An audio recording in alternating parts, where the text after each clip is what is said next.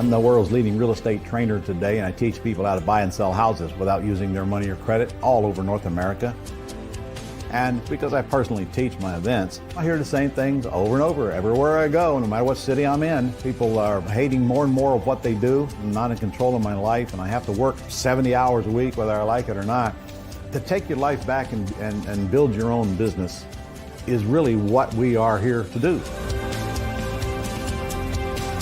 When it comes to Ron LeGrand, there's nobody else that has had more of an impact on our real estate investing business. Ron himself has invested in more than 3,000 single-family homes himself. So he knows what he's doing. He's been through all the failures and the mistakes to teach us and other students. Our folks come in, they start wherever they like. I like to teach people how to be a transaction engineer. There's all kinds of ways to make money in real estate. And if you only see one way, then you're walking through the business with blinders on and usually walking over the dollars to get to the dimes. Real estate is a vehicle to generate cash, not to bury cash. It's amazing, just 2 years ago when I was working a day job at a restaurant and quitting that to go do the real estate full time, I've made more money in one transaction than I ever made in 1 year working at a restaurant. My goal is to get people out of a job and into freedom by taking control of their own financial destiny. It's all about freeing up your time so you can enjoy life. Because of Ron LeGrand, we were able to triple our income and go from 6 figures a year to 7 figures a year within that first year of meeting Ron. The common objection, I don't have time, I don't have money, it's not for me. Ron's had 18-year-old kids go through this program, make $30,000. It works for anybody. We have a community, and that's what it is. It's a community. It's a great big family. So we're not going to run you in a seminar and love you and leave you in the morning. We're going to be there when you get out of the seminar, and we expect this relationship to keep going for a lot of years into the future. Once you enter Planet Ron, as I call it, you're in it for life.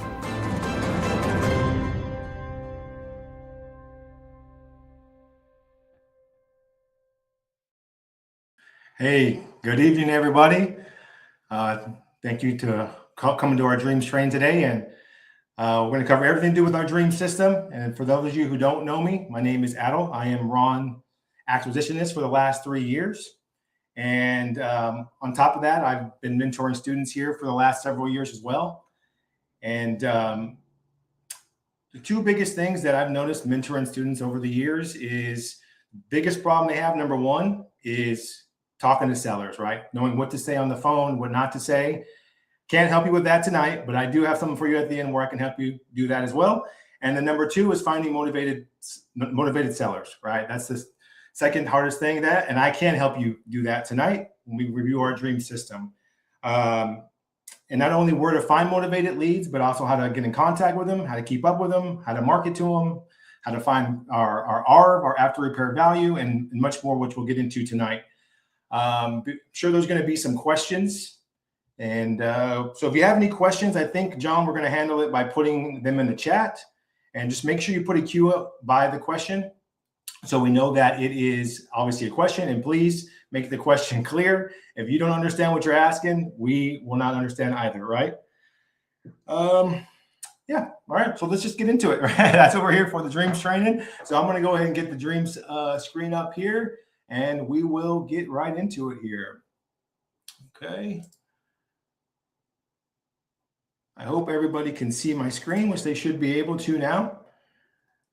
And yeah, so this should be the home page here. We're going to start here. So this is our home screen. And starting in this search bar right up top here is where you're going to put your market area, right? Where are you looking to invest? You can put up to 5 cities, 5 states, 5 zip codes, doesn't really matter. For the sake of tonight, I'm just going to go ahead and put in Jacksonville, Florida here. And again, you'll see it pop up here on the screen. All right. So when you put in whatever local, and you can put up to 5, like I said up there, so you don't have to do one, but it's going to pull up whatever areas you put. And you can see here, it's going to start loading on the top right corner. So essentially, there's about 316,000 properties showing here in Jacksonville, right? So how can we get this down, 316,000 properties, down to a sizable amount to where we can actually digest that and market to them, maybe call, maybe mail, do everything, right? Make it a little bit more focused. And so that's all we're going to start here within my filters, right? So we got the property. So how can we narrow this down? I'm going to go through each one of these first here, and then we'll kind of get into more after that. So starting here with dreams, you get 17 pain points, right? Anything from absentee owners to a high equity to potentially inherited. We got tax delinquent, pre-foreclosure, right? A ton here. And if you don't know what any of these mean, you just hover this over and you're going to see a little question mark here. And that's going to tell you exactly. So like, for example, zombie property are properties that are in pre-foreclosure and also vacant, right? And each one of these has very similar things. You can read through those. So this is where we start. I guess I'm going to go through all the different filters and then we'll kind of come back to this. Next up, our sellability score. I'll come back to this one here at the end. I'm going to come back to that one as well. So property valuations, you could essentially build your list based off of values of homes, right? We here, the way that Ron and I operate the business is we like to stay at our median home price or below. So here in Jacksonville, it's around $300,000 for our median home price. So we use that to say, I don't want any properties that are above this threshold. And why is that, right? For us here is because the bulk of your buyers are going to be in that median. Median is a different, think of it as average, right? What's the average sale price? And the bulk of our buyers, both investor for wholesale and tenant buyers, are probably going to fit right in that mold, right? So it's just easier to sell and there's more buyers for that. When you start getting up to the higher price properties, then your buyer pool obviously decreases. So we like to keep it there as well. Property features here. Now this is a really cool tool here because essentially what we're doing, even including the property valuations, is we're able to build our own house avatar, right? Our own buy box. Because when you start marketing out there, you can get anything come back, right? You send out 1,000 pieces of mail. Sometimes in the past, you didn't know what was going to come back. So you could get like a 2-bedroom, 1-bath, 700 square foot house. And not that there's anything wrong with that. You definitely can make money with that, obviously. But again, going back to the previous, they're just harder to sell that way, right? Harder to find buyers and something like that. So you want to ensure, or you can ensure, that every property on your list fits exactly the house that you want to purchase. So no matter who calls you, you already know for sure it's going to be in your buy box, right? And you can do that by square footage, bed and baths, year build. So just quick here for example, if I was just going to say, hey, I only want to see single family homes, right? And I want to have at least 1,000 square feet on every single property on my list. I want at least 1,000 square feet. I want every property on my list to have at least 3 bedrooms. I want every property on my list to have at least 2 bathrooms. Just giving you an example. You know, this can change based on your market or whatnot. So that's the property features. Going to keep on going down. Here's ownership information here, which I like personally. I like to only deal with people who own the home in their name, individuals. I don't like to deal with LLCs or estates or corporation. Not that there's anything wrong with that. There's plenty of deals in those, but I tend to just like to hover around people who own the home in their name. So you can click there. Years of ownership. Obviously, you can play with that if you want.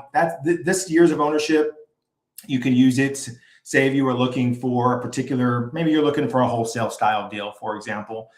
You could say, hey, I want to make sure they've owned the property at least 7 years, right? Why is that? So they've built up some equity in the property, and that therefore they'd be able to even consider an offer that's at a wholesale price, right? And if they're in a situation where they need to sell. And you can do the opposite there and put a maximum of say 2 years or 3 years. That's going to lead you to properties that maybe were just owned. And that could, again, lead you to some terms deals as well there. So that's how we use ownership information. Mortgage information here, I personally don't use it that much, but you know, I know a lot of people who do. They like to certain type of loans. Like if you're looking for a VA loan, you're looking for kind of a loan balance, maturity dates. Those are all options for you. So it's a cool little feature. I use this quite often, the listing information. I personally use it primarily to get expired listings. And we can get into some of that here in a little while. And those are basically all your filters. One more thing, actually, yeah, foreclosure. I've used this from time to time, but it's a cool feature if you want to see all the properties that are going to auction in the next, say, 6 months or 3 months or the next month, right? So you can play with that as you want. So I'm going to scroll back up here. So let's address these scores as well, since we're here. Now, the sellability score is kind of confusing, right? We have these pain points here where we can build lists and say, I want to build any kind of list I can here based off a pain point. Or you have the option to let AI pick the houses for you. So how does this work? It works that every property in the zip code that you subscribe to, which you get 5 AI zip codes to subscribe, and you can change those every month if you like. And within your zip codes, you will have a scoring system. You'll see on these. You see these scores here, 430, 510, 540, all these. Every property in your AI zip codes that you subscribe to will have a number on them, just like these. So 0 to 1,000, you really want to target anything 500 above. And the closer that you get to 1,000 means that they're likely, if it's a wholesale, likely to sell the property in the next 3 to 6 months at a wholesale price, at a discounted price. We don't know why. We just know that AI, there's literally billion different data points that it's picking up. Anything from your subscription changes to what you search to a lot more stuff than that, right? And the same thing applies to your retail score here. So this is going to be more likely to list the property in the next 3 to 6 months. So again, you can just let AI pick your houses, or you can really get into some of the nitty gritty list here, which I kind of prefer, but I do both. And I always tell people test both. Always test these pain points, but also test those scores, right? I don't necessarily know where the scores, how they're come up with, but I do know that when we run those campaigns, we do often get really, really hot leads from those. So they're both mix and match is what I'm trying to say here. So let's start with some lists here that you could potentially build. I'm not going to be able to go through all of these today, obviously, but let's go ahead and build one. So one of my personal ones I think is really, really good and is really simple is that zombie one I brought up. That's why I brought it up originally. Any property that is in foreclosure and is also vacant would be a super hot lead, obviously. And there's typically not that many of them. As you can see, there's 33 of those. So it's very easy to target them. And that's 33 is a list you could call through in a day. And the mail on that is obviously going to be really, really cheap, which we'll get into that here later as well. So once you build your list like this, and you say you have a zombie property like the list that you like, and every property on this list is going to be pre-foreclosure vacant. It's going to also have at least 1,000 square feet, 3 bedrooms and 2 baths, right? And that's the beauty of the system. Now, I will say this. If you live in a large city, considering large like Jacksonville here, we got, what did I say, 300,000 properties. I'm pretty much going to be able to use every single one of these filters pretty freely and still have a pretty strong list of terms of size. If you live in a more rural area and it's not as many properties, then you may have to pull back some of these 1,000 square feet, 3 bedroom and 3 bath, because the more filters that you put on your list, the smaller it gets, right? So if you're already starting at a small number of properties and you keep adding on, you may end up with 0, you may end up with 1 or 2, which you can make the argument that, well, that's okay, right? It all depends on what your goal is and your budget and where you are in your business. But I just want to make sure that we understand that, because I mentor a lot of students and sometimes, well, I don't have any leads. It's like, well, you have 17 different little filters on there. You got to take some of those out to open it up, right? So just keep that in mind as you're working your way through here. So once you build a list like this that you like, and again, there's many more here that we're not going to be able to get into. The cool thing is, okay, I can market to these 33 properties today, no problem, and be done. But what if I hit see results here, right? And one of the coolest features, in my opinion, the coolest feature here is the deal alerts, right? Right next to filters, you'll see deal alert. So what deal alert does, it says, okay, you have this list that we just did here, this list here, and I want to continue to receive properties just like these in the future, because I'm only receiving them as of July 16th today, 7/13 or whatever time it is, right? So I want to continue getting them in next week, next month, and continuously, right? And that's where the deal alerts really, really come in handy, because you can hit a deal alert and I can save this. Let's just say I said Jacks and I want to say a zombie props, right? Zombie properties, and I'm going to hit save. Once I hit save, going forward, I'm going to start receiving emails every time a property enters into my search criteria. It's vacant and pre-foreclosure and is at least 3 bedrooms, 2 bath, 1,000 square feet. I'm going to get alerted and says, hey, Adel, you got X amount of properties that fit your saved criteria, and here the properties are, right? So I always tell students and people who are starting here, your number one goal when you get dreams is to really set up your deal alerts. 5 to 7, maybe 10, probably pushing it, but 5 to 10, let's say, deal alerts. That way, you don't have to come in here every single day and recreate the wheel. There's all, you know what I mean? You could go down a rabbit hole with all the different features here. And trust me, I have, right? But eventually you don't want to have to come in here and think about, God, who did I market to last week? And what do I got to do to change this list this week? You don't got to do any of that, right? You set it and forget it. 5 to 10 lists that you save on your deal alerts. That way, every week, you're getting properties sent to you that are targeted based on what you're after, right? So you can build your own custom lead flow, if you will. Now, I do want to address one thing about lead and list, because sometimes that's intertwined, right? These are simply properties that have some sort of red flag that gives me a better idea or a compass of where I need to spend my time, energy, and money when it comes to marketing in my day on certain properties versus the entire area, right? So you could call people on these lists and they would tell you, I'm not selling, right? Because these people don't have a sign in the yard that are actively selling the house. It's very important to know the difference, but it's given me an idea of which properties I need to go after or are the best options to go after. So I hope you can see the power of that 300,000 properties that we had at the beginning. Then I can narrow that down to hundreds now, or certain areas of the town, and really centralize my focus into certain areas of town that I want to work in and I want to buy in, or I have buyers in if you're wholesaling, right? So just want to make that clear. A lead is somebody who then raises their hand and says, hey, I'm selling my home. Let's talk. Then that person goes from a property on a list to a lead, right? It's very important that we understand that going forward, especially when you start using the system, because it can be confusing. All right, so we got our deal alerts, and again, set up 8 to 10 of those. I can show you kind of mine, so I can't go through all of them, like I said, but I can show you a couple of the ones I have set up. I have used some of the scoring systems. I have inherited, I got vacants, tax delinquents, low equity expireds here, right? So you can definitely do up to 10 or more, right? Pre-foreclosure. So mix and match. And listen, I made these months ago. I don't really mess with them. What do I need to mess with them for? My criteria aren't going to change, right? That's why I'm saying just set them up, and then as the leads come in, then you take action on those properties, right? It makes it really, really simple on that end. I do want to, since that reminded me, I do want to talk about just one more thing here down as the expireds, because I think it's a powerful list in particular right now. And it's a cool little thing that you can say, hey, I want expired properties.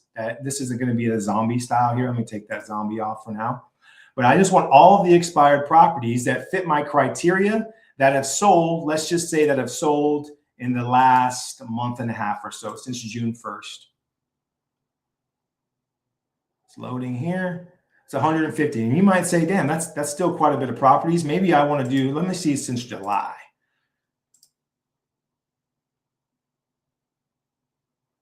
All right, 65, that's pretty solid list. 65 properties that had their house on the market as of July 1st and have now expired. I mean, that's a hot list, right? You used to have to go to the MLS to get this data, or go to, or know an agent or whatnot. Now you get it all here, right? So very, very, and we're only scratching the surface here of the stuff that this can do, but I just want to show you a couple of these cool little features here, all right? So even this one, hey, I like this list. What I would do, say, deal alert, boom. right? I'm going to label that Jack's expired listing, whatever you want to label it, and hit save. Now, not only am I going to get those 65 properties that are expired today, I'm going to continue every single day to get an email or a few times a week that say, hey, here are all your expired properties in your area. I mean, it doesn't get any easier than that, right? So we kind of built the list there, went through some of the features and some of the things you could do. Now, what happens? What do I do with this list now, right? That's the second part. Okay, this is cool, Adel. You built it. Now, what do I do with all these properties, right? And I get it. So let me clear my leads up here. Anytime you start a new list, you want to clear your leads up top here. So make sure your lead starts with 0. All right. So I'm going to go ahead and add all of these expired listings that I just pulled here. I'm going to hit this little arrow and I'm going to hit select all. Select all now is going to move all of the properties on my list here into this folder called My Leads. Right? From My Leads, now I can send them direct mail by clicking a button, which I'll walk you through that here in a second. I can save it to my CRM, which is an option if you want to do that, so you can kind of know what you're doing. Save it into your CRM, which we'll get into the CRM as well here in a second. And then, or I could download. And let me show you what download it does to you. So download, you hit your standard here and lead trace. So lead trace is the same thing as a skip trace. If you've never heard of either, I'll let you know. It's a way to get phone numbers, email addresses, mailing addresses, just about anything you need to know about the owner of that property. You get it instantly. And the best part, it's all free. There's no charge for skip tracing, right? So you can export up to 15,000 properties per month, which is way more than you'll ever need, and instantly get information on these properties and contact them today, right? And I can show you. Let me go ahead and export this list. All that's going to do is going to download a folder on your computer. Hopefully here in a second, it's coming. The larger the list it is, the longer it could take to do that. Export, there it is, just finished. Now it loaded a file from here. Went on my other screen here. So it's going to open up to this, and then you just open up this file here. Let's open it over here too. So from here, as you can see, you get first name, last name, you get their mailing address here, you get their property address here. You got some of this stuff is kind of useless. You don't really need to know the latitude, longitude stuff, but the goal is over here. As you slide down, boom, right here, right? Contact phone number. I get all the phone numbers. Now, there's probably about a 90 to 92% hit rate on skip tracing. Maybe a little more, probably 95, let's say. Meaning, out of every 100 properties, you're always going to have 5 to 10 that you don't get the information on. Right. And that's completely normal. And those, you could argue, might be the ones to target first, right? Because if I can't get their phone number, that means other people can't get their phone number. So maybe I want to get this postcard in the mail as soon as possible, right? Maybe I want to look up this property or this owner here, and maybe I want to see if they own any other properties, right? I can go look on the property appraiser site, for example, right? I can do some more investigating to see what's going on there. So that's phone number 1. Sometimes you get up to 10 phone numbers on here. Let me see if I can find the other one. It is, you'll get used to it, seeing it eventually. Here's phone number 2, right? As well, you got emails right there. So I would always tell people, don't really go past phone number 2. If you want to go to 3, I could live with that. I used to do up to 3, but really 2, there's about a 90+% chance that one of these 2 numbers is the right one to the right seller. All right. So just keep that in mind as well. And again, your contact email. And if you keep scrolling down further, sometimes there's like relative addresses and stuff like that. And I know this looks confusing and intimidating to some, right? So I always say, just get used to it, or utilize. I always just upload this in the Chat GPT and tell it to clean it up for you. That's what I do nowadays. There's no point in going through this whole thing and trying to figure it out. Save it, upload it into Chat or to Claude or whatever you use, and say, hey, I want to see X, Y, and Z, and it'll spit it back out for you in under 60 seconds, okay? So don't be scared about that. All right, that's what skip tracing is. All right, so now we got their phone number. We can call them, we can text them. And now what if I want to send them direct mail without having to lick stamps and write out envelopes? Because that's 65, man. That's a lot mail, right? And that's unscalable to some degree. You can't continue to put out 65, 70 letters a week or a month. I mean, that's a lot of work, right? A lot of time. So we have this direct mail feature here, right? So direct mail, we're going to hit continue. Okay. At first, it's going to say importing. It just takes a second to import the properties there. I always like to say, hey, let's go ahead and expedite this process a little bit here and see if we can. It eventually will turn into like a blue hyperlink. There you go. Now it turned into a blue hyperlink there with 65 properties. All right, just give it usually 10, 15 seconds. So when you click it, now it's going to give you the option on the direct mail here. Always label it. I'm going to go and label it test for now. But you label it specifically to who you're mailing. What list are you mailing, or what mean? I always, like, some of mine are deal alerts. I'll like label them deal alerts 716 or whatever that is, right? But I don't want to confuse myself for tomorrow. So I'm going to hit test.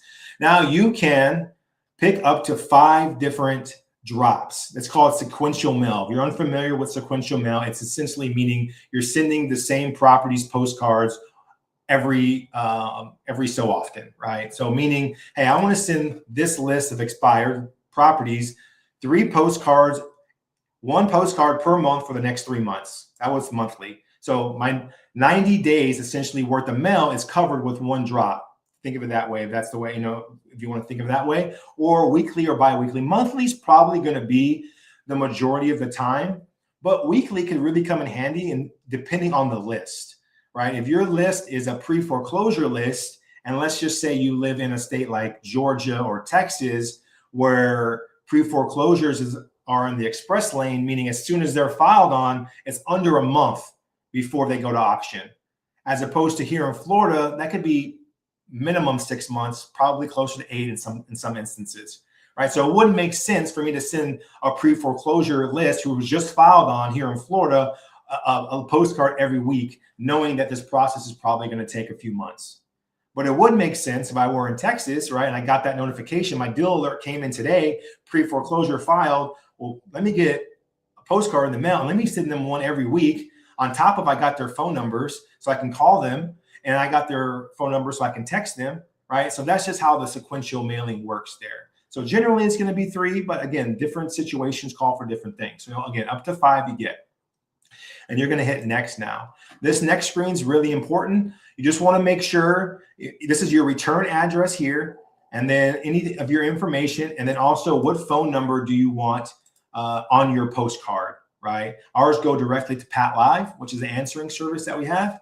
And I always tell students to always seed yourself in the mail. Seed yourself in the mail means just include, always have yes to include yourself in any mail list you do, right? Because not just Dreams, any mail house you use, you're kind of trusting that they're putting the mail out, right? So I like to get the mail. It makes me feel all warm and fuzzy that I got it. I trust it went out. I get to feel the postcard, get the quality of it, and I get to know when I got it. I can assume people in my area are probably getting it that day or the next, so I can all be on alert and be prepared to receive some calls pretty soon here, right?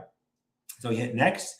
Now we have multiple different options of postcards, which I'll go through some, but you can also, which is a new feature, create your own postcard there if you don't like any of these, which I kind of have some that I've created here recently that came out fairly well, I thought. So, but let's jump in right into like sellers. So you got 3 different size postcards. We can do a 4x6, which is going to be 57 cents.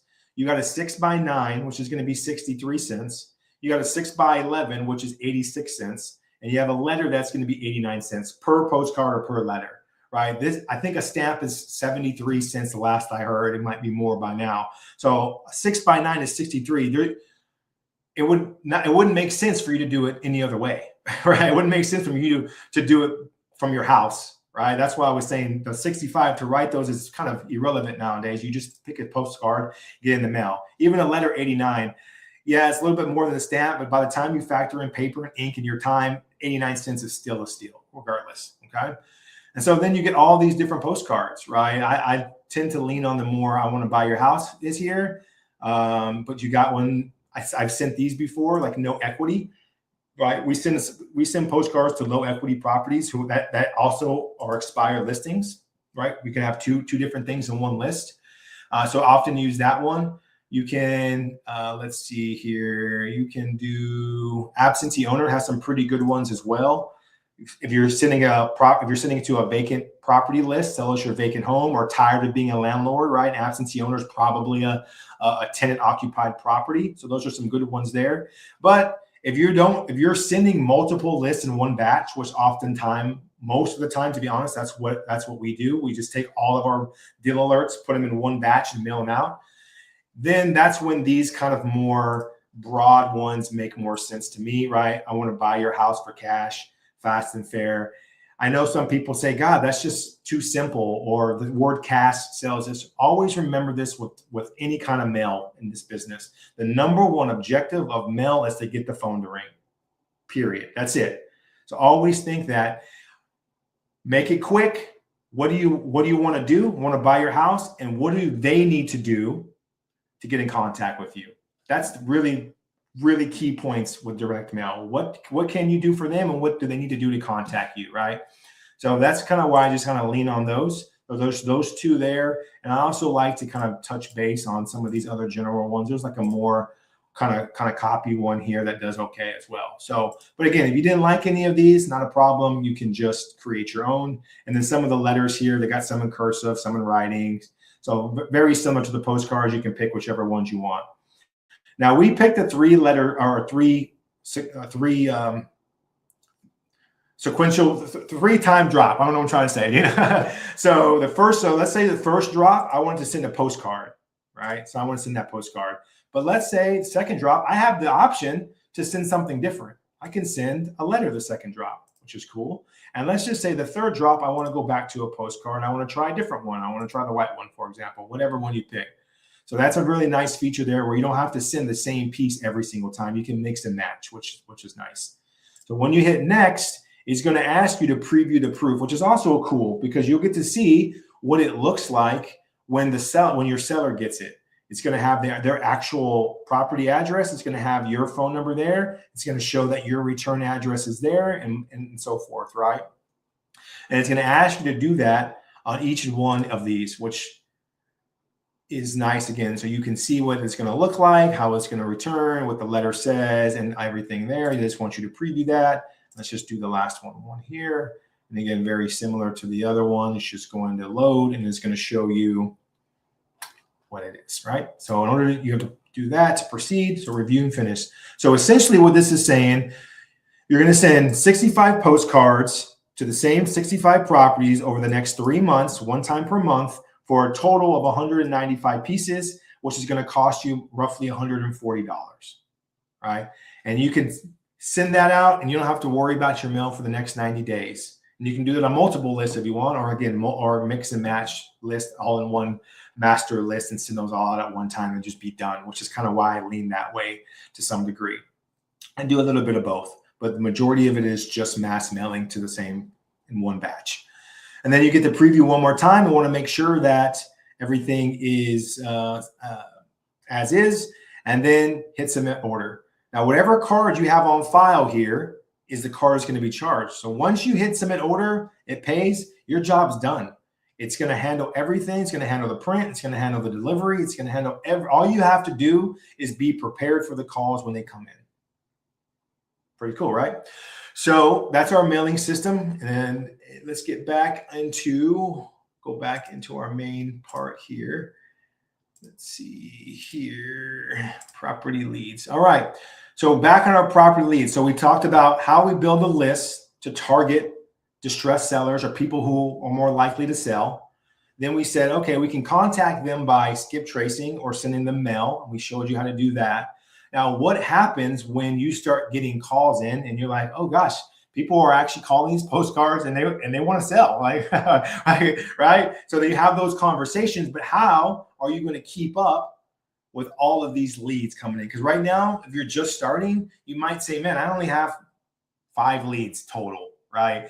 But before you know it, I'm telling you, in a matter of 30, 60 days, you're going to have 50, 100 different leads that have come in over the course of the next 2, 3, 4, 5 months.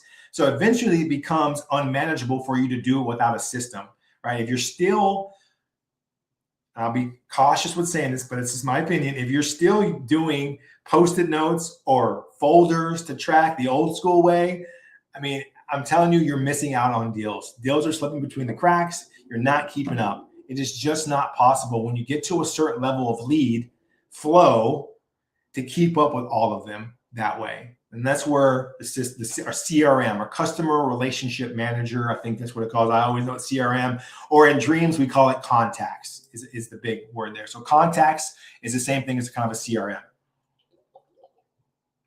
So when a lead comes in, have a conversation, they call, you answered, you got on the phone, they had a good conversation, they want to sell, you got some information. Okay, cool. So the first thing you want to do with every single lead that comes in is you're going to create a contact. All right. So you're going to create a contact, and then you're going to just put in their name, whatever it is, John, home seller, and then you're going to put John, whatever, at sellmyhouse.com. All right. Whatever his email is, and then 777, whatever his phone number is, and hit seller. Okay. Let's just make it easier here. Okay. And then you're going to hit save. So when you hit save, it's going to open up the property page for that lead now. Now this lead is in your system. All right, that's step one. Not out of the clear yet, but step one. After that, you want to make sure you link a property to this person, to this lead. And you go up here and you link a property here. And let's just put in a random property. This is just 100% random because it'll start pulling up stuff here. And let's use that one. That's fine. And Jacksonville, and this is another seller, and you're going to hit save. So now that property is always linked to the seller. So you never lose sight of the goal there and what you're after. All right. So you had a conversation. Things went well. Now you want to be able to take some notes during the call, right? Why are they selling? What their time frame of selling is, how much they're asking, if it's a potential terms deal, what the mortgage balance is, what the payment amount is, right? Those are all the basics that you can put in here so you never forget. You never lose that Post-it note. You never lose that piece of paper where it went. But also, don't forget I personally like to put in some personal notes that I've kind of caught during our conversation. Meaning, we talked and they had mentioned that they had a doctor's appointment earlier, or that their kid was sick, or that they were going to the game, or that they worked at Amazon, or that they were a dentist, or whatever, right? I like to put a little key things in there. So when I call them back, right, because this is what the follow-up is going to do, and I'll get to the follow-up task here in a second, but what that does now, when I call them back, I have a conversation starter, right? Because I'm trying to move. The purpose of the CRM and the follow-up is very few times will somebody call you from any kind of form of marketing that you have and say, "Oh man, I'm so glad you sent me this postcard. Come on over. I'm ready to sign today."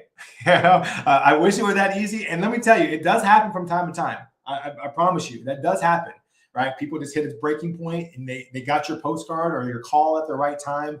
And they said, "Yes, I'm tired. I'm fed up. Come over. Let's get this done." That does happen.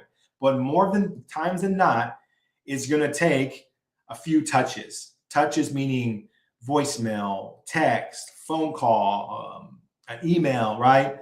And the sales formula, or real estate formula, if you will, usually 80% of your deals will come between the 5th and the 12th touch. And I just covered what those touches were, right? Text, call, voicemail. So knowing that going into calls, you need a place to where you can take notes during calls and have yourself reminded. So let's just say mortgage balance here was 210. Yeah, PITI was 1200. I even put the ARV in here. Let's just say the ARV was 230. House in great condition. I know, right? I know I'm spelling, but house in great condition. Just bought, but have to relocate for work, whatever it is. Works as whatever, engineer. All right. Okay. Moving to the great state of Texas. All right. So cool. So now I have enough information. You can add whatever you want there. If you hear dogs barking in the background, oh man, you got a dog, right? You're just trying to break the ice, build some rapport with that person. Hit save. So those are time stamped and they're always saved for you there. right? And say this person calls, they're moving, they're relocating, but they're not relocating quite yet. They need to move at the end of August, right? So that's about a month and a half. That's a really hot lead. That's someone you want to stay in touch with, someone you need to stay on top of pretty consistently, because they remember, they're not only, if you think they're only talking to you or calling your postcard, you're crazy, right? All investors are sending me them postcards. They're getting other texts, other stuff. So I want to try and go from this stranger behind a postcard to maybe an acquaintance, right? To let them know that I'm still interested and kind of to build a little bit more trust. That's essentially, because someone is not going to sell you their house if they don't know you, they don't like you, they don't trust you, right? Those are the key things. Someone, and I've dealt with this in the past, will go with you because even if you have a lower offer than someone else, because they had a gut feeling about you, or because you did a good job of following up, or because they just had a good feeling that you were going to do right by them, right? So that's what you're trying to really move towards on these follow-up calls, to check in and to also move a little bit closer, because we can never force anyone to sell their house. Obviously, they have to come up with that by themselves, or they have to come to that conclusion themselves. We can't control their timeline. So, but I do want, when that time comes, I do want them to think about me, right? I want them to say, "Damn, oh yeah, okay, we got to get rid of this house now. It's time to make a decision. This guy or this girl has been calling me for quite some time. They seem respectable. Maybe they looked you up, your website, saw your picture. You kind of had some good conversations. You've talked to them 5 or 6 times in this process, and maybe through text a little bit here and there. Are they going to call you first, or are they going to call the guy who just called them yesterday? They're probably going to give you an opportunity first, right? And going back to that, again, some of these deals just require a little bit more finesse, because, again, you can't force it. And a good analogy that I like to always say, and I heard, and I think it's great, right? Sometimes sellers is like, okay, you go to your buddy's house, and this dog is sitting in the corner, and this dog is whining and whining and whining. And you say, God, what's wrong with your dog? He's just sitting on a nail. And then they said, well, why doesn't he get up? He hasn't felt enough pain yet, right? So that's a seller. They're whining, they're calling other investors, they're whining to themselves. They're going, and until that nail causes them enough pain to get up and take action, they won't. So I hope that makes sense. So you just need to make sure that you're there when they get off that nail, or at least you're on top of mind, and they put you in that thought process to do that. Okay. So you take your notes here. This person is selling at the end of August. Okay. And you had a good call, and they just not ready to quite move yet. They just want to explore some more options and blah, blah, blah. Okay. So I'm going to go to my task here, because I definitely want to keep up with this person, keep in touch, obviously. So keep up with my task, and I'm going to set a follow-up for, let's say, hey, if they're selling in the next, 45 days, I'm going to call them next week again, right? I'm probably going to call them once a week. That's a really short timeline. And I want to say this about follow-up, because I know some people, and I was like the same way when I first started, maybe can cause a little bit of anxiety, because you might feel, am I annoying this person? Am I bothering this person? Am I harassing this person, right? A little bit. And to some degree, sometimes we are a little bit. You got to walk that fine line, right? And I'm not telling you to go harass people and call them every day, but I will say I've never lost a deal from following up too much, but I've lost a deal from not following up enough. That's the truth, right? So that's how I think of it. And most people, in my experience, actually respect the follow-up, because very few people do that. Most investors call 1 to 2 times and give up and don't ever talk to them again, right? People respect you for keeping in touch, being pleasant, being respectful, and having good conversations with you. And that's how the follow-up tends to work. Many times people have said, hey, I really appreciate you keeping in touch, right? Keeping your word. If you tell them, hey, after this call, hey, John, it looks like you're still exploring your options. When would be a good time to call you back next week?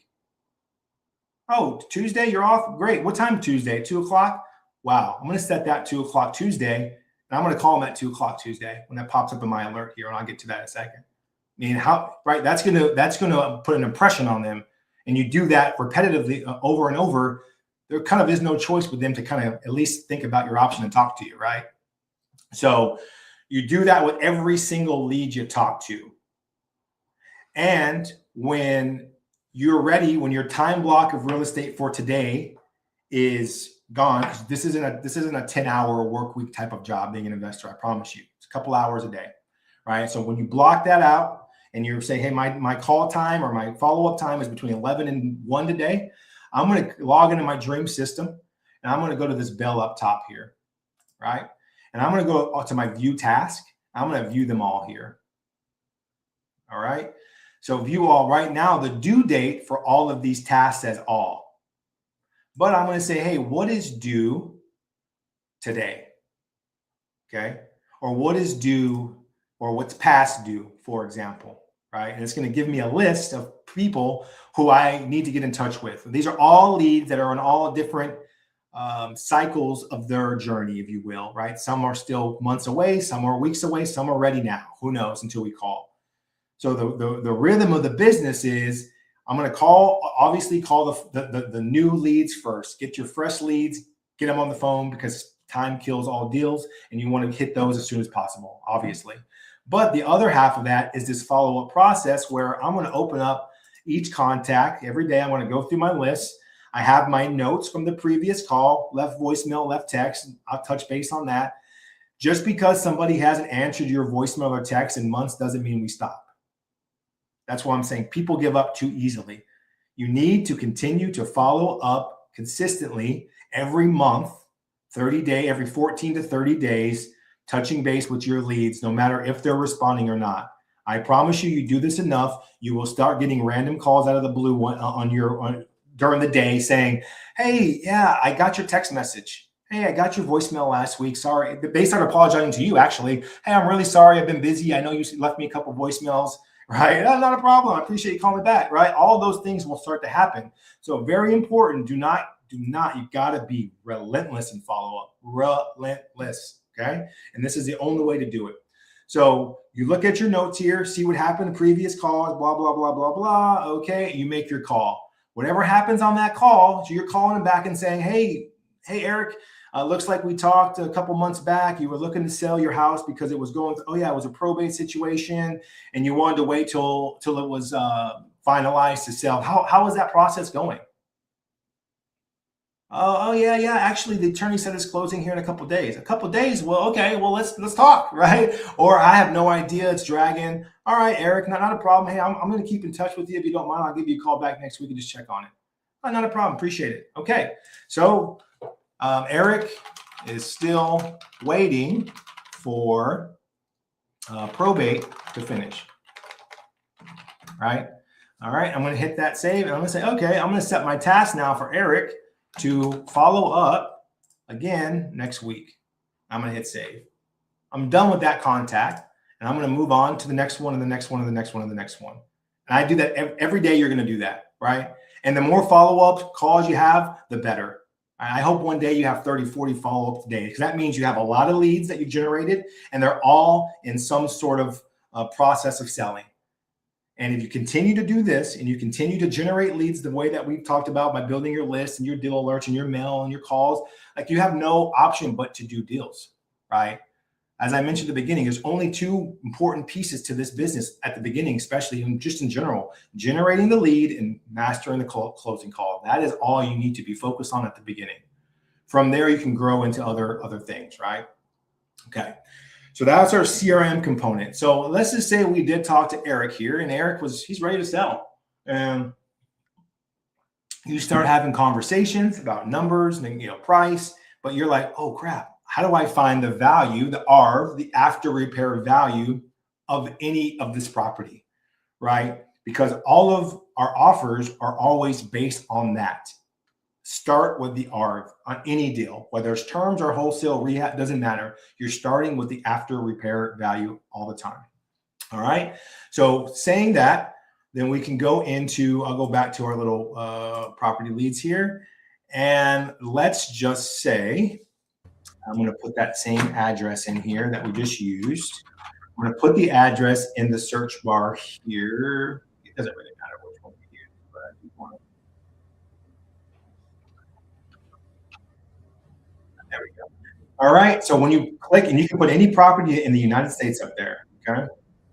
So when you do that, you're going to get a property page here. It's going to give you some information. It's going to give you this retail score here is kind of like the dream estimate, if you will. And Ron is drilled in my head, and I always do. We don't use these numbers as the ARV, right? We got to get our own comps because oftentimes these numbers are low, honestly, a lot of the times.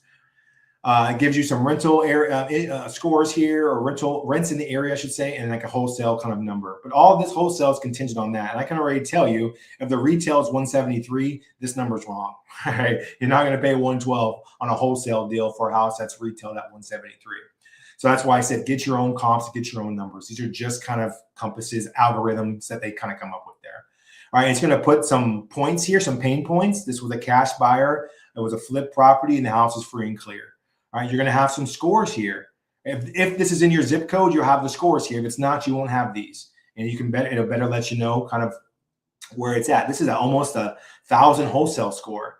Right, that's really, really high. But we got to call and get the information. But this is something to target for sure, right? All of these are above 500, which is where you want to be. So that tells me instantly that something could be up with this property, right? You're going to get information here about who the owner is, about how long they've owned it, more property insights, bed, baths, the subdivision. I think further down here, we get into like taxes and stuff like that. But all the way down here, this was free and clear, but there would be some loan information here if it had a loan, and even the payment amount. All right.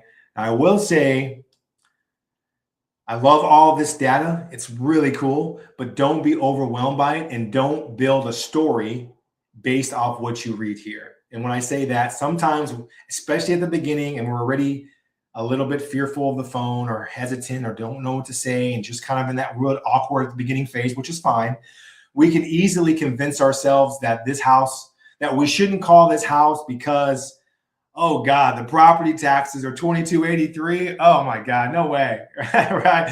Oh my God, the payment is $3,000. No way, right?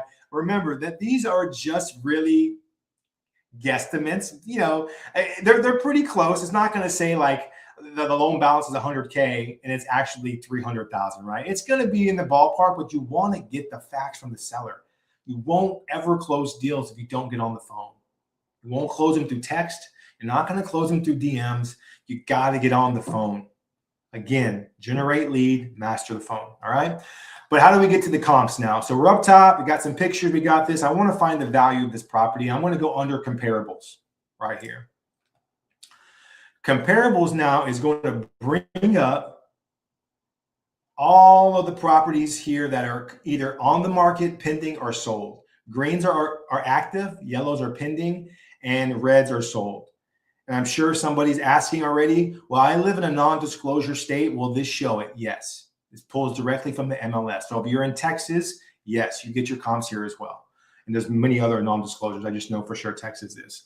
All right. So the way that I'll comp this house really quickly for us. I'm going to blow through it here because this isn't really an ARV lesson, but I will say, hey, we comp strictly on square footage. That is the number one factor where we start. So I'm not really concerned with the bed and baths, right? I see a lot of properties here. So I'm going to bring this map in a little bit. I can either do it by the mileage, or a cool feature that I like to do personally. When I see stuff like this, you can always use this little, I don't even know what it's called, but you can like build where exactly the properties, right? And I don't want to cross any highways or anything like that. So I messed up there, didn't see that. So I don't want to cross 95 there, but I want to come down, I want to come over, right? So I'm building my own little area there to do. And now I'm only going to see the properties that are there. I probably don't even want that over there, but it's okay.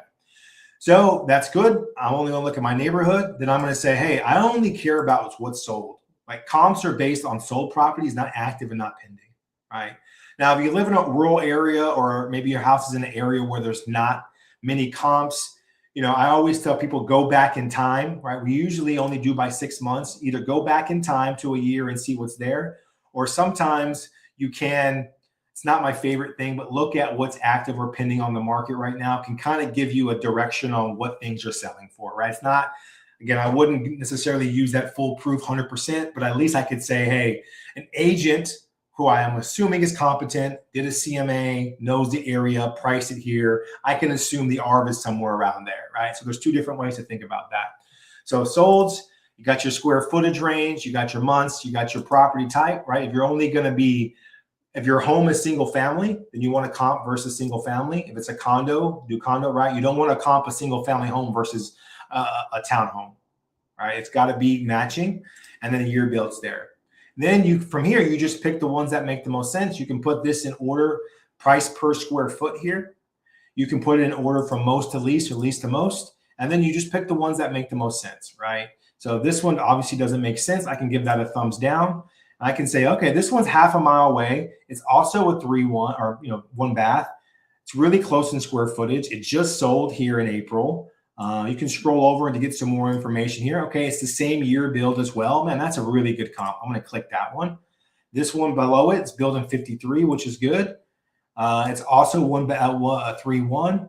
It's around the same square footage, and it's sold. This one sold 2 weeks ago. Even better. I'm going to click that one. That's all I care. That's all I need. I don't even care about the other ones. Those are really good comps that are within the mile, within the neighborhood. They're not crossing any highways or rivers, or not on any golf courses or parks that I can witness, that I can see here. Great comps.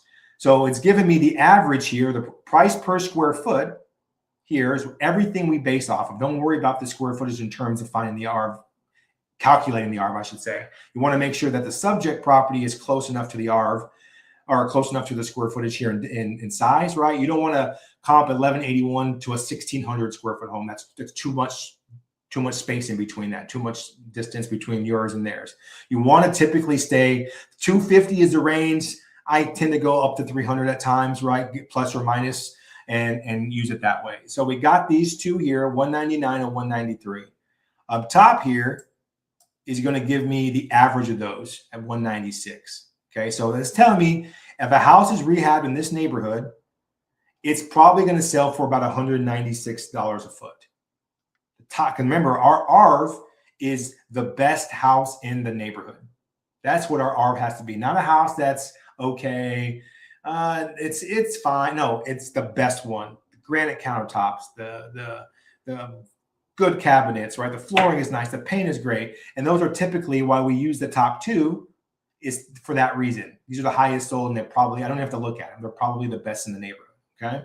So then I can just do a little bit of math and say the average house in there is 196. I'm going to multiply that by my subject house here of 1181, and it's going to give me ARV of about 230, right? So that's about as far as I want to go with this until I get a contract on it. But I feel very comfortable at 230 that's the after repair value. So now I can calculate my offer price, right? If the seller has to be cashed out, then I'm going to use my ARV times 0.7 and minus the repair costs on that property. And it gives me a MAO, maximum allowable offer. That is the maximum number you're going to be able to offer on a property. Okay. And if they want more than that, you're not buying it in cash. You're going to say, hey, I'm not going to be able to get you that in cash, but I have another option where I could potentially get you a lot more than that. Let me talk to you about that. And then you go into our closing call script, which we don't have time to get into that today. All right. So that's basically a little ARV lesson for you guys there. All right. So say you found a house now and it needs a bunch of work. Man, it's a good deal. The number makes sense. The seller's really ready to get rid of it. You guys are on the same page with all that. You got a contract, and you want to tackle your first rehab, or maybe you just want to confirm your repair costs on a wholesale deal. That's where our analysis come in, and we can do our repair estimator here, which is a really, really cool feature. So I'm just going to go ahead for the sake of time, click this one that I already have open, and it's going to load here in a second. It loads all of anything you need to rehab a house is on this list. Okay. So let's just say the house needs a new roof.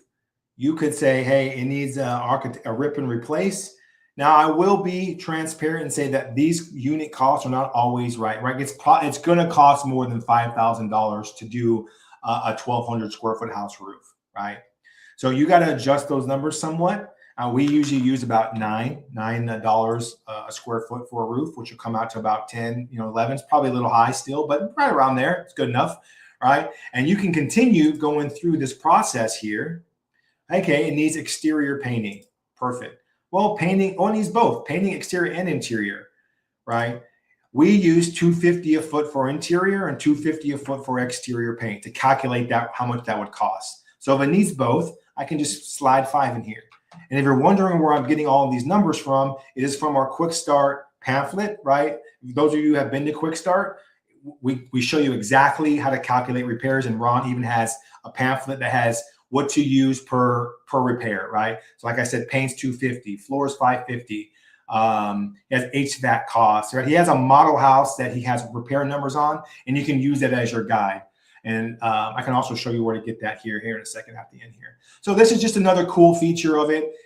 This is more of a thinker brain tool here, right? I'd be honest with you, I don't ever use this, right? You just, because when you're guesstimating repairs based on pictures and even the house, especially wholesale, yes, you got to have some experience, but you're really throwing a number at it, right? 50, 60, 70 based on the square footage. But if it makes you feel better to go through here, I understand that. Like, go through it a few times until you get comfortable with the numbers and exactly what things cost.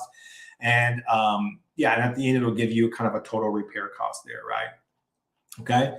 So we walk through where to find the leads, how to get in contact with them, how to mail to them, how to keep in touch with them, how to find the ARV, and how to find the repairs. And those are just 5 components of that, of our dream system here. All right. And that's the meat and potatoes of our system.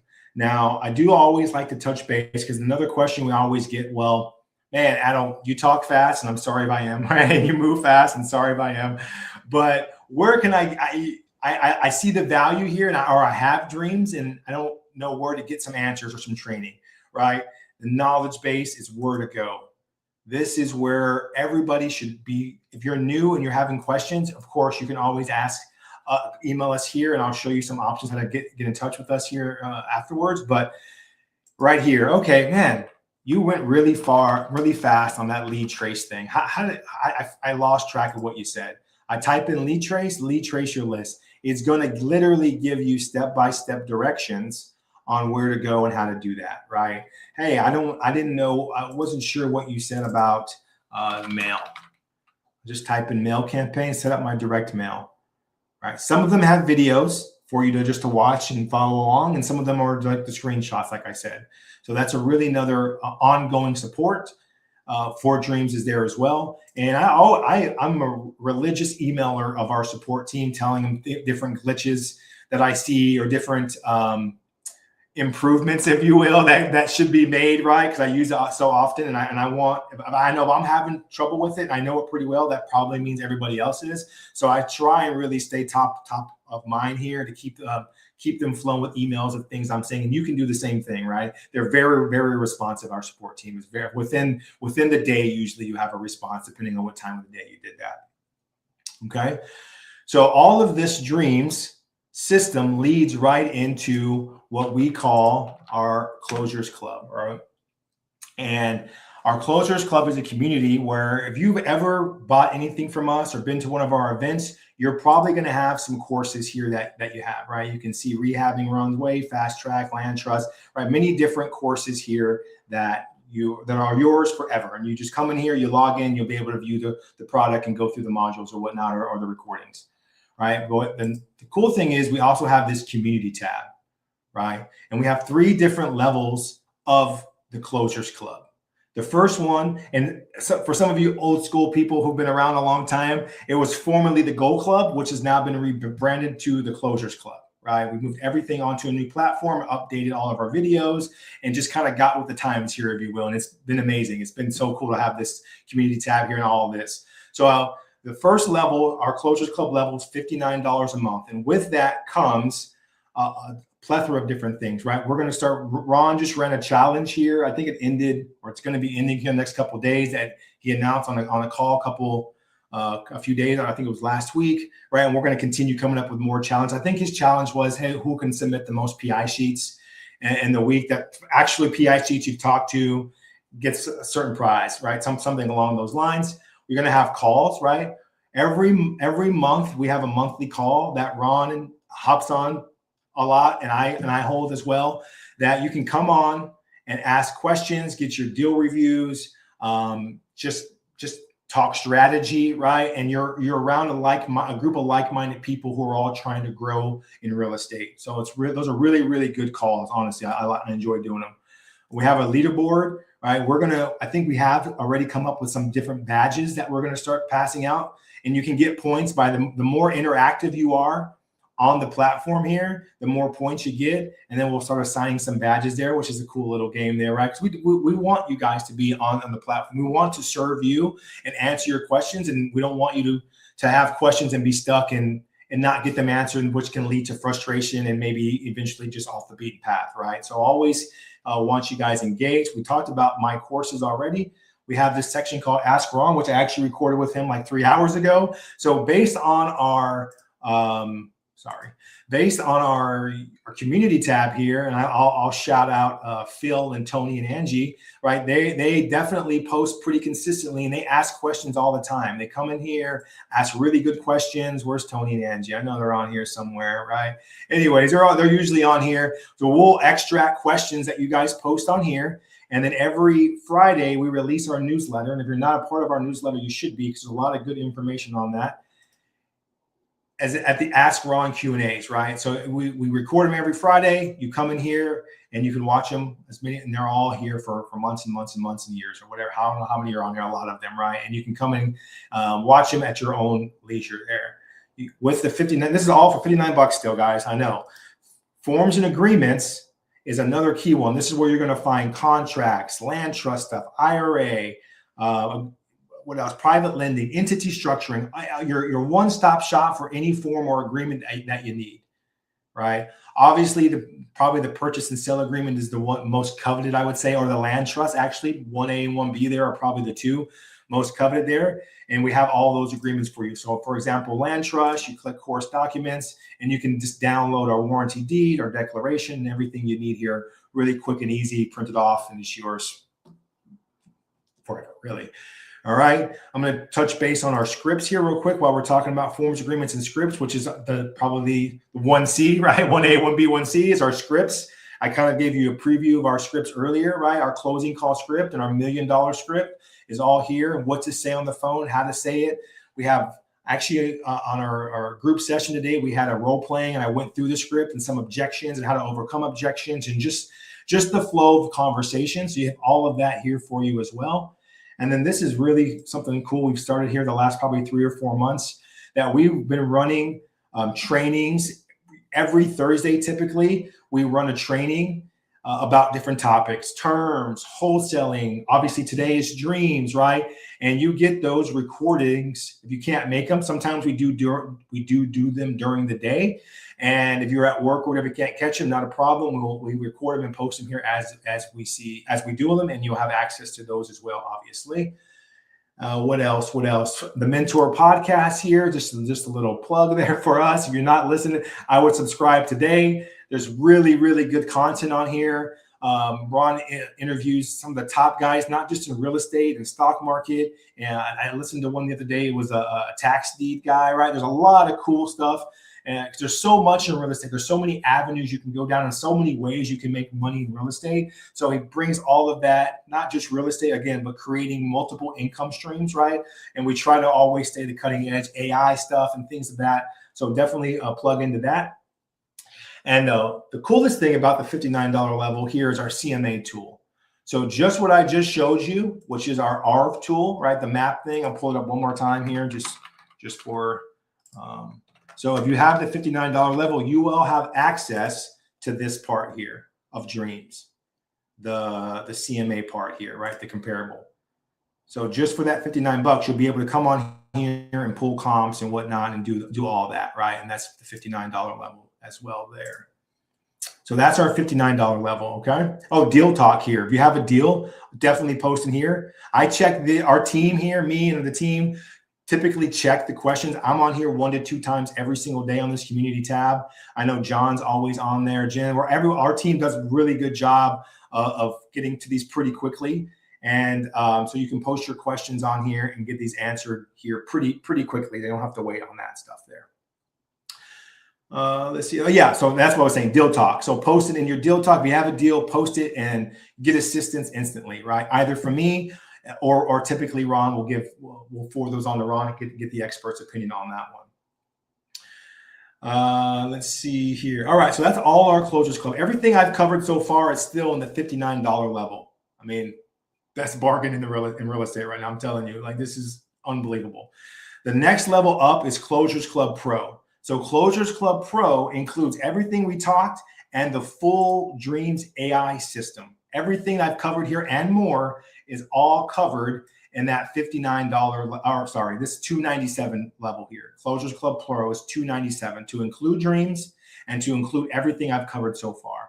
And this is our Dreams. I've made about 10 different modules here to help train you on Dreams without having to necessarily ask somebody, right? So I've kind of take the meat and potatoes of the system, how to send direct mail, how to skip trace, what deal alerts are, basically everything we covered, but you can go back. It's not an hour-long training you have to get through. It's 3 to 5 minutes per video that can just take you right to what you need.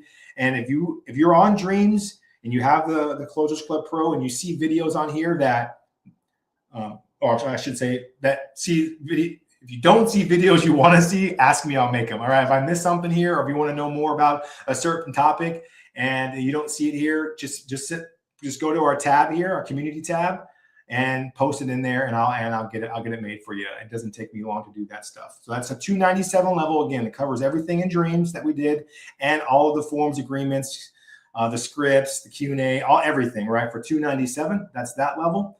And then our Closers Club Elite is our 697 level, and it also includes Dreams, our Closers Club Pro, which is Dreams, and our Closers Club level here. Everything we've talked about so far, and includes our group coaching sessions, which is group calls run by me. And we also bring other kind of industry leaders, or we're going to start bringing some other industry leaders into the mix there to talk about just different ways to monetize here on real estate. So every Tuesday and Thursday, 2 p.m., we'll run these group calls. Again, some lessons, some are interactive. Like I mentioned earlier, we did some role playing earlier today where I pulled up the script. We either volunteer or volunteer people, to go on there. Sometimes I got to kind of push people, right? Because the only way you're going to get better is by practicing. And if you can do it in front of a group setting, you should have no problem doing it by yourself in the office, right? But I do want to show something here. If you're part of the Closers Club Elite, and under your courses, you should, or you will, have this tab here, Closers Club Elite. And it's the all of the recordings I've ever, there's 138 sessions at this point, right? And obviously you probably won't be able to watch all of them, although you can. But I say scroll to the bottom here, and you can start from the bottom up and start, like I said, today was a role play day. Last week we did AI. Ron got on and hosted one of the calls last week. He gave me a little break. We did contracts. We bring on students. Lucky Luck is killing it in North Carolina right now. So we had him come on and talk about the strategies he's doing for marketing and some of his deals, right? Go through ARV. I know I kind of blew through the ARV there really quickly. I take an hour to go through this topic so we can get all the questions answered and whatnot, right? Go through some dream. I try and throw a Dreams training in there probably once a month or once every 6 weeks or so. Deal or no deal. So this is the hub where you can come get your questions answered, get your deals reviewed, and also continue learning and growing after Quick Start, essentially, or whenever you want, essentially there. So that is the 3 levels that we have: the regular, the pro, and the elite. Now, we are doing something special for you guys today who are on the call, right? If you sign up for elite tonight, we're going to include our implementation power day. We call it IPD. And our IPD essentially is, we keep the room very, very small intentionally. We only probably max out at about 20 people in the room. And it's me and Ron, and some of the team will join here and there as well for 2 days, reviewing everything about your business, right? What's working, what's not. If you're doing deals, why aren't you doing more? If you're not doing deals, why not, right? We can tackle those problems. We go through any marketing strategies that we're using or see that are effective. You leave with your own mailing list, right? We really dive into Dreams, especially on day 1. That's the big Dreams day. We'll go through the scripts. We go through the contracts. Really, we want you to leave empowered and able to scale your business or get your business off the ground, whatever that looks like for you. Yeah, you leave with a personalized 90-day action plan, essentially, right? And again, we leave that really, really small for a reason, because you bring your computers with you. I have my computer, and we're literally working in real time. I'm showing what we do kind of behind the scenes here, if you will, right? And starting probably this last one we did, that last half of the second day, the last half of the last day, I've really turned into more of a technology AI focused session there for the last few hours. And I can really get in depth about how we're using AI for marketing, for real estate, for life, right? So it's one of my favorite events because I'm involved a lot in it, right? So I'm biased, but other than that, it's really, really cool because you get to sit in a room with Ron for 2 days, basically, right? And that really is priceless, honestly, because he's just so smart and so he'll tell you things you never would have thought of, right? He'll give you points of view that you never would have had in the past, and you can leave really, really prepared and feel good about taking that next step after you leave. So that's with the $697 level tonight. That will be included, which is retailed for about $2,000, but we're going to give it to $697. And even if you said, hey, I'm not ready to commit to the group coaching part, the elite tonight, right? Tonight, we're going to give you a special price. Normally, like I said, it's a $19.95 event, but tonight only, we're going to give you a $977 offer on the IPD. So to me, it makes sense just to join the group coaching orientation, because you're going to get everything involved, and you get the group coaching, and you get to come sit in the room with us, right, for 2 days. IPD is going to be August 12th and 13th here in Jacksonville. And we do a couple of years. So if you can't make this one, don't worry. There'll be some more in the future coming. And so, this is really an unbelievable tool, right? It's everything Ron built, right? All the mistakes he's made, all the education, the technology, the coaching, the communities, all in one place. And it's a really, really powerful tool. And I hope I'll be seeing you on some of the group calls in here in August. So that's all I got here, John. I'm sure we have a ton of questions. So pop it up. Can you hear me? Yeah, I can. We had a few questions. The first question we had, going through here, Dr. Larry, and we'll show his question. I have a here's a 4-part question. What just happened there with the screen? What? I'll do this. Sorry. You did that. How do I import leads into the system? How do I send out a text? How do I send out emails? And how do I set up nurture sequences? And you already answered part of this, Adel. Okay. Nurture sequences. Yeah. The first one was importing leads, which is a great question. I need to incorporate that also into my trainings. So right here, where you usually type in where to invest, has to be blank. And then you'll see right here, upload CSV. So you'll click that. Make sure you download the sample template first, because it won't accept your properties if it's not formatted like this. You need to have the street address, the city, the state, and the zip here. Once you have all of that, you just save it on your computer, and then you just go find it and upload it into that. Second question was texting. Texting, you need to have smartphone, SMRT phone. It's an extension here that connects to Dreams, and you can text out of that smartphone through Dreams using that. Email, I think this was the second one, or the third one was the email. Where is it? Oh, marketing. There we go. Marketing, and maybe it's under communicate, actually. There we go. So under communicate there, you'll see an email, and then you can send emails here directly. And we also have, which I didn't really touch on here, our autoresponder. So then you can set up sequential mail emails. So let's say you get a lead like we talked about earlier. You got that lead there, and they weren't ready to sell. Maybe they were selling in a couple months or whatever. You can set up specific emails to drop to them automatically. So you can customize these emails however you want, and you can add to them, take them away. So if you have that lead, you just add them to your workflow here, if you will, and they'll start getting emails on day 0, day 3, day 6, day 9. And again, you can change the sequence there. Adel, why don't you go and show the two little integrations to where for the lead flow for the Driving for Dollars app? Oh, gotcha. Okay, yeah. And In your profile here, you're going to hit this, and then you're going to go, or your name up top, and then hit profile. For profile, then you should see integrations right here. And then here is the Driving for Dollars app. You can just scan that QR code and it'll connect your account. And basically what that will, and you got to download the app here, the Lead Flow app. And then you can utilize the Driving for Dollars. If you don't know what Driving for Dollars is, basically you get on this app, you go into a neighborhood that you want to work, that you're interested in, and you drive around the neighborhood. Any houses that you see that are maybe look vacant, have a tarp on the roof, the lawn is overgrown, maybe there's a lot of abandoned cars in the yard or whatever, and you click on that address and you hit save. I think it's follow, actually. Hit follow. And then now all of those lists that you create when you're driving, you can come, they'll be in your contacts and they'll be under right here, Lead Flow mobile app. Right. So every list that you've marked on your app is now going to be here. Then you can skip trace, mail, etc. right out of the app here. One more thing here on the profile that I know we talked about, those AI territories. If you do have dreams, or when you do get dreams, make sure you come to your settings here and your AI territories. And this is how you redeem your credits.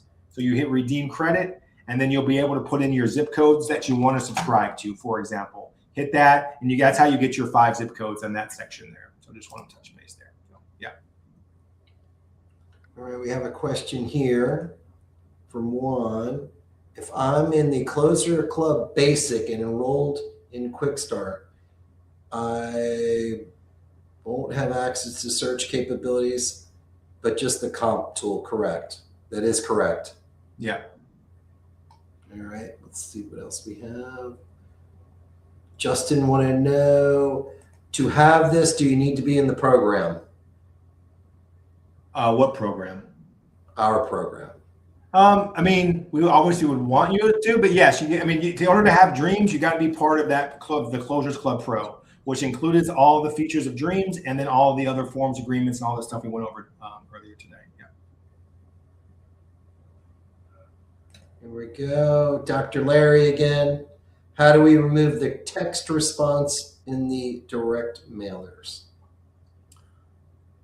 How do you stop the text response? How do we remove the I think he's asking, how do we adjust them to make it for himself in the direct mailers? That's what I'm thinking. Maybe. How do you remove? He might be saying, how do you remove properties once you've sent direct mail and they maybe have reached out to you and said, stop contacting me? That could be it. Yeah, Larry, if you want to clarify that, but if you're asking how to remove contacts from your mailing list after you've mailed, I think you can go into your mailing list here and delete them into your marketing and then your direct mail, I believe, go into your campaign. And I think, actually that's a great question, but I would also tell you not to worry about it. I mean, the mail's out. You're going to spend more time trying to find these addresses in this list of properties to save 50 cents. If I handle it sometimes, if I know it's drop 1 and they're going to get 2 more automatically and they call me pissed off they got a mail, I'll flat out tell them, listen, the mail's already sent out for the month. You might get a postcard or maybe even 2 more from me. I apologize. I can't stop it. Just disregard. That's kind of how we handle it, or I handle it. All right. From Phil and Cindy, how do they get the comps in the non-disclosure state like Texas? It pulls just like any other state, Dreams. There's nothing special you have to do it with it. Dreams does work in Texas. Tony and Angie gave you a big smiley face. Smiling back at you. Here we go. From Keith, I am a Gold Club member. How do I get to the Closers Club site? First off, if you're still a Gold Club member, you need to give us a call tomorrow and get you switched over here to the Closers Club, because it is a different processing here. But the address is reclosersclub.com. reclosersclub.com. I will tell Keith the one nice thing is all your courses and everything are all on the same platform now with the Closers Club, your courses, everything together. You will get to keep all your Gold Club points. We'll keep them on file. So you'll have that as well. Yep. All right. Do we have any more? And that's the questions for the night. Wow. I expected this to be a lot longer Q&A session, man. Well, we do want to go, and sorry, stop, Adel. We do want to say, though, that to join the 297 and the 697 level, we normally have a setup fee, and we are waiving it for this event. So if you are on the fence, this is now the time to do it. And you're getting a lot of bonuses with the 697 level. So you're getting all three. And if you have any questions, feel free to give us a call. I'll put that on here for you right now. At 800-567-6128. And that's the website to join. Awesome. Anything else? Go ahead. I said anything else? Oh, no, I wanted to thank everyone for being here tonight. And yeah, thanks for being here. And we appreciate you guys tuning in, and we'll see you on the next one. Thank you, Adel. Thanks.